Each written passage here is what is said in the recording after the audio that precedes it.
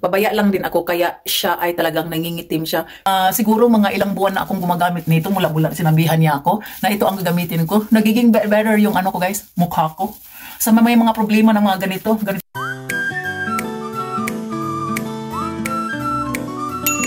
Hello guys, good morning! Happy Sunday nating lahat po. Magano mo tayo guys, nagkakalamukat pa yung aming bed o kasi pag Sunday guys is matagal kaming gumigising at saka ano kasi off natin pag weekend. So ay umaga, magandang umaga sa inyo po, malamig pa po dito. Ito guys ang ano ko. Ito pala yung kalukuhan ko kagabi kasi nagla-live ako po guys kagabi.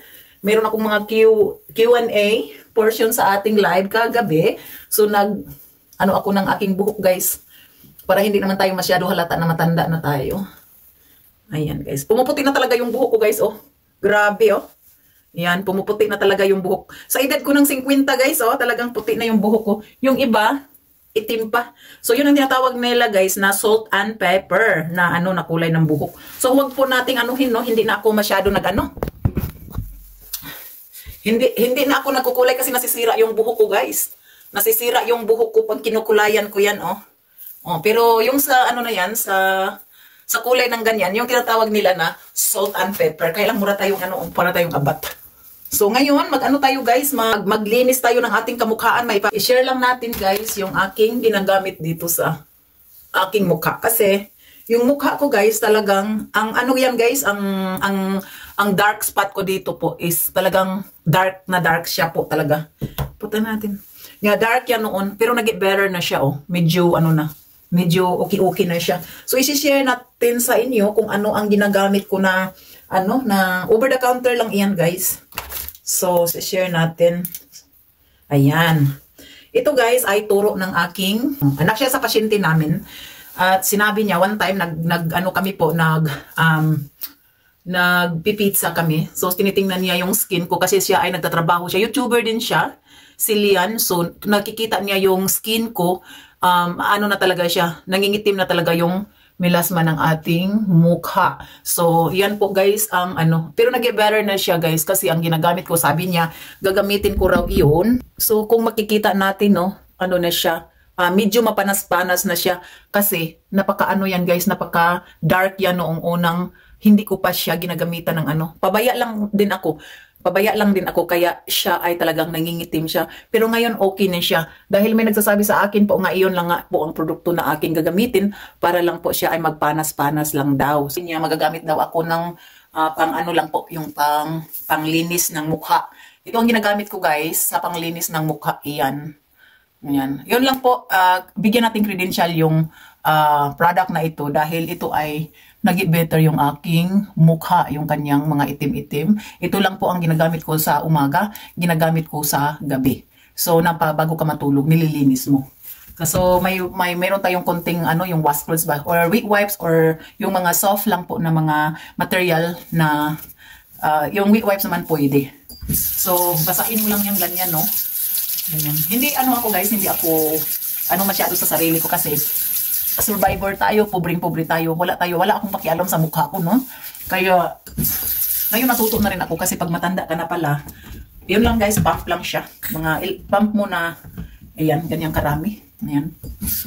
Pag matanda na pala tayo, kailangan na pala natin na alagaan yung sarili natin. Yun ko lang na-realize guys na nag-50 na ako.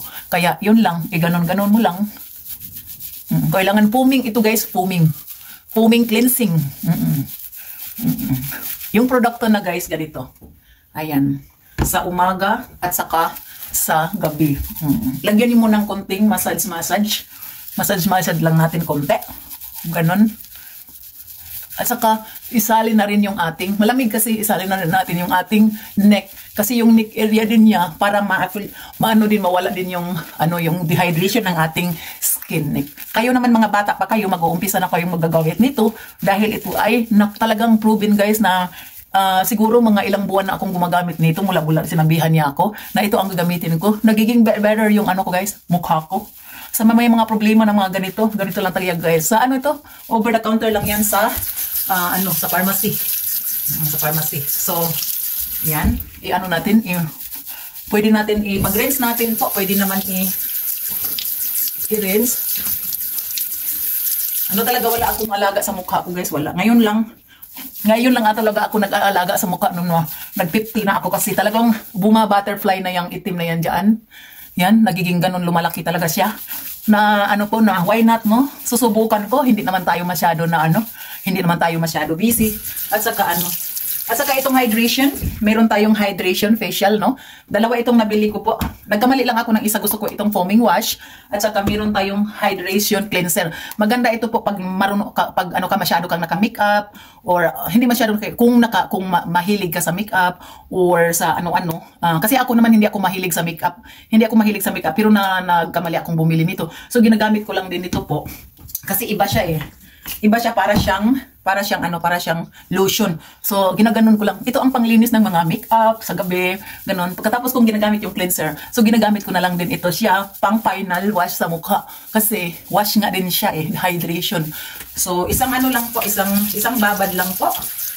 Hindi naman sabihin yung, ano ko guys, yung ano ko, natural na talaga na yung mukha ko ay ganyan. Kasi, hindi ko inaalagaan yung sarili ko guys. Pag hindi ko inaalagaan yung sarili ko, talagang, wala talaga guys. Ayan. Bago-bago pa lang akong pero better na talaga kasi makita mo naman na parang ano na siya, parang na little bit panas-panas na siya. So ayan. So iwanan ko to kasi gagamitin ko pa itong wash clothes na to. Pwede itong kasi itong material to, soft na soft. Wash clothes lang po ito guys. Makabili kayo ng wet wipes. Wet wipes kahit saan-saan. So ayan. So pagkatapos na po ng padry ng iyong mukha, pang ini-introduce ng aking kaibigan na kung magamit kayo ng toner, ito ang kailangan mong gamitin na toner. Malaki ito. Kailangan yung spray ang gagamitin mo dahil pag ma-dry na yung, pagkatapos mong mahugasan yung mukha mo, tapos ma-dry na siya, i-spray mo lang yan. Ganun. Isali na rin yung neck guys. Matanda na kasi ako kasi kailangan kong alagaan yung sarili na natin.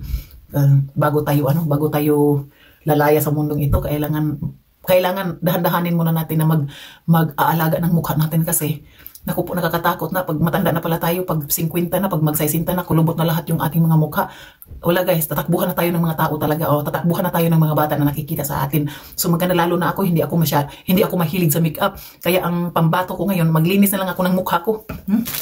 Ganun lang. So, spray ng toner, no? Toner. Yun ang nire-recommend din niya. Pero, nandyan sa inyo yun kung talagang kayo ay bumili niyan o hindi. Yung sa akin lang, share ko lang to. So, ito, nagpabili ako ni Mr. ng hydration serum. Kasi, sa araw, guys, bit na bit talaga natin yung mga skin dito po sa Amerika. Ang mga skin dito, nagda-dry siya kasi ang lamig-lamig. Tapos, yung hangin, guys, talagang bit na bit yung mukha mo, guys. Talagang beat up yung mukha mo. So, dito, guys, is nagda-dry na siya, yung toner natin. Lagyan natin ng hydration serum, guys. Ganyan lang. Konti lang para sa akin, no? Konti lang kasi mga 1 drop lang. Ganun. I-leave ko yan sa araw. Dahil naglagay ako ng hydration serum dyan, gagawin ko ng, at saka makakaya ko guys. Sa basa-basa pa itong yung ating mukha. Kung basa pa yan, medyo basa-basa pa, meron akong ginagamit guys na, ito, kinakat ko na ha. Ito ay CeraVe din, ito 50. Kinakat ko na siya dahil naubos na. Naubos na siya. Kaya, maano pa siya, makunti pa siyang basa-basa, kailangan na natin ilagay itong ating pang araw-araw na cream kasi ito dapat sunblock ito. Kahit malamig dito guys, nagsasunblock ako dahil ay may panahon na talagang sisikat ang araw. So maganda na rin yan po na maprotektahan yung mukha kasi sa tagalan ng 50 na yung kamukha ko, hindi ko inaalagaan. So yan, nag-umpisa na ako guys. So parang sabihin nyo na, well, late na kasi matanda na. So walang late guys, habang may buhay may pag-asa tayo. Habang may buhay may pag-asa yung pagmukha natin. Dahil hindi naman ako lalabas kaagad, iwan ko kung ano ang namin, kung ano ang plano namin ni Mr. ngayon. So hayaan ko siya yung cream na sa bahay lamang na ganyan siya. Ganyan siya dahil ako guys, kasi baka ay matatakot na yung mga bata sa atin guys. Tatakutan na to. Ang ganda-ganda pa naman ng mga apo ni Mr. Tapos ako ay pagtatakbuhan. Natatakot sa akin, baka hindi sa akin pupunta. Ay, Diyos ko. Hindi pupunta sa akin dahil natatakot sa skin ko. Kaya kailangan kong mag-aalaga ng aking skin. Of course, isasali na rin natin yung ating neck. Kahit mukha na tayo ng guys, mukha na tayo ng iniingo nato. Basta gagawin natin yung sa kakaya natin gagawin na kikintab-kintab medyo yung ating skin. Hindi lang, kailangan ha, ako naglo-lotion lang ako. Hindi ako magpaputi guys, hindi ako mahilig sa puti na skin ko. Kaya kahit ganito yung skin ko, hindi ko pangarap na puputi ako. Hindi ako wala yan sa mentality ko na gusto kong pumuti. Yan guys, yan lang po guys ang na-share natin. Tapos na yan po ang hitsura natin sa umaga. Yan lang po. Paglalabas kayo, titingnan natin kung meron bang mga puti-puti dyan sa sa mukha natin na naiwan ng mga cream. Pero observe naman siya eh. So mawala din yung puputi niya. At least naka-ready na tayo kung lalabas tayo. Ganun na yung mukha natin guys, okay lang everyday. So sabihin ko sa inyo po, pa-share ko sa inyo na yung skin ko po, kung ikumpara noon na hindi pa ako gumagamit sa produkto na to, talagang nag-get better. O tingnan mo, panas-panas na siya. Okay guys, don't forget to like and subscribe. This is being Yuli. Thank you for watching. Bye-bye.